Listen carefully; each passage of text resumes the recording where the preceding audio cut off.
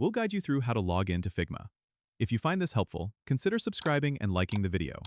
First, open your web browser and go to the Figma website at figma.com. Once you're on the homepage, you will notice the Login button on the top right corner of the screen. Click on it, and you'll be directed to the Login page. Here, you have a couple of options. You can log in using your email and password if you've already set up an account. Simply enter your registered email address in the email field and your password in the password field. Then click on the Login button. If you prefer to use a single sign-on method, Figma also allows you to log in using your Google account. You just need to click on the Continue with Google button, and you'll be prompted to select your Google account or enter your Google credentials. Figma will then authenticate your details, and you'll be logged in. In case you have two-factor authentication enabled, make sure to have your phone handy to enter the verification code sent to you. This adds an extra layer of security to your account.